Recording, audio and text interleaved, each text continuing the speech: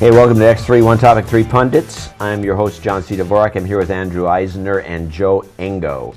And we're going to discuss a column I wrote recently. It was at the suggestion of Mr. Eisner, which is user reviews can't be trusted. You can find this at pcmagazine.com. And in it, I kind of said that the typical user review that you run into, now we found, this is all based on the fact that Amazon revealed that they're like they're not bribing, but they're creating sort of an implicit bribe. An awkward situation that makes people over review products that they get for free, which is not a new technique. I mean, this has been done in the magazine business for a long time. The only people that don't get the products for free is Consumer Reports. They go out and buy them, and that's one of the reasons why their reviews are so out of date, because they have to wait for the product to get on the store and they don't have a broad range of things to review. Right. The fact of the matter is, if you review stuff, and people need to know this, that most of the reviewers either get the product on a long-term loan, or they get it on a loan, or they get it free in many cases. Because to be honest about it, if I'm running a company, I got a product that's a couple $100, and I send it to Engo because I want him to review it, and I send it to you. I send it to as many people as I can. I probably don't want the product back because it has to go in the inventory. It's actually cost me more money to deal with it, so you can keep the damn thing. That's right. And that's a very common thing, but unfortunately there's a bunch of little guys out there that are not professional reviewers that basically glom on to stuff because it's free, which is different than somebody like Engo. If I give you six different phones from six different companies, you're not going to use all these phones. You're just going to review them, and that's going to be the end of it. And that's the difference between professional and amateur reviewers. And Amazon is a problem because the reviews in the Amazon list many of them are essentially people that are bribed with a product. Well, do you remember Belkin? What happened with them with Amazon reviews? It was about a year and a half ago, or maybe 2 years ago. Belkin was caught with one of their senior people going onto Amazon and purposely writing their own reviews on it, and they were writing tons and tons of reviews, and they were caught in it because there was this one router that was completely atrocious. Everybody thought it was really bad. They had like 10 good reviews. They had a router that like they brought out a bad router, and I remember that one. It came out, and they've had good routers since, but they've had some issues with some older routers. Right. And it also works in reverse too. I mean, a competitor can write a negative review for his competitor. This is why I always doubted, and I never liked these homebrew reviews about restaurants on Microsoft Sidewalk, which became whatever. AOL Sidewalk Now, or whatever all these various restaurant sites, because you could read them. I mean, if you read enough of them, you could see that this is a guy from across the street who hates this guy, and he's writing a bad review about him. This place stinks. It's got cockroaches, and I saw a rat while I was eating there. Yeah. And then somebody else saying this is the greatest food ever, and you can just see it was like written by a press release. It's a press release that's on there. Right. So I never trusted, except for Yelp, which I find closest to user reviews that out there that I think are reliable, because what you can do with Yelp, it shows you how many products they've reviewed, and then you can go back and check what else they did, and you can see if there's a pattern of corruption. Except for that, Yelp themselves are kind of corrupt in this, that they had these sales guys go out to all these local businesses and say, we're going to move. Give us $400 a month, and we're going to bury all the negative comments. Yeah, but they didn't take the negative comments out. No, they just bury them. But then they sit there and say, "Oh no, we're not actually doing." No, I agree. Charging $300 to $400 a month. It's a form of corruption, but like I said, I still think Yelp is the closest I can come to. If I'm traveling, I'm in Baltimore, and I want to find a good restaurant, the closest I can get to reviews that I can trust is Yelp.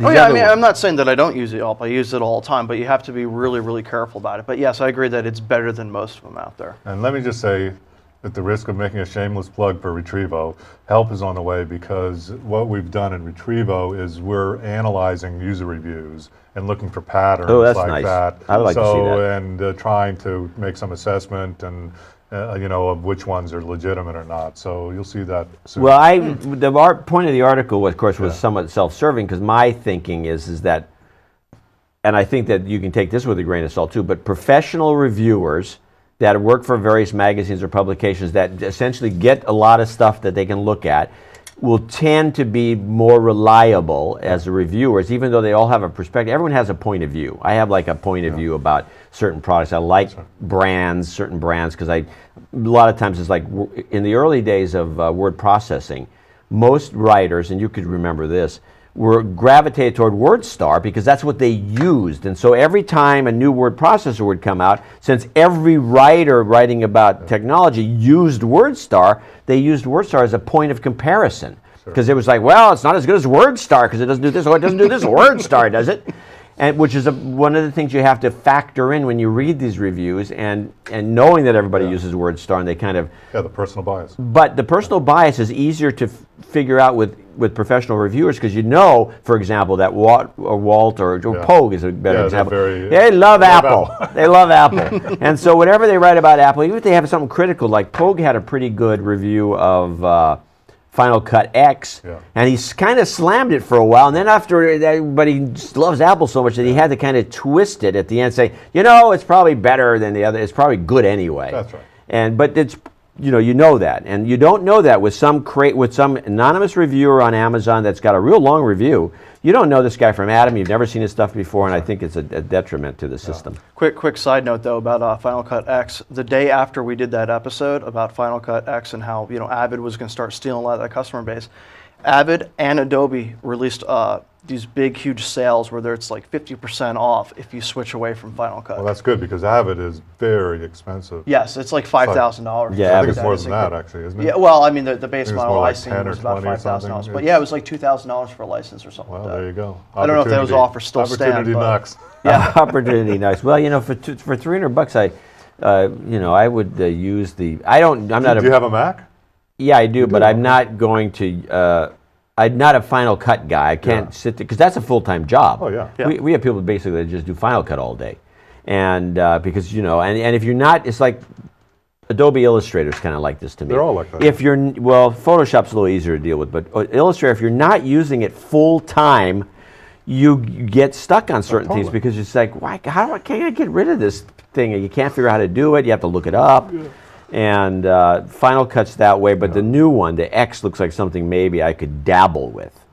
Maybe. Okay. Maybe. I don't know. I played around Final Cut X, and it was actually difficult for me to use. I mean, I've used iMovie and stuff like that for putting together videos, and Final Cut's a little bit much for me, so I tried Final Cut X, but like just doing audio sync, I was having a lot of trouble with that. It seems like it should be a really simple feature to do, but it's not. I switched to Elements. I'm now using Premiere Elements just because I ran into that thing. If I didn't use Premiere for 6 months, I forgot how to use it and had to relearn it. But Elements is actually pretty simple, and $99.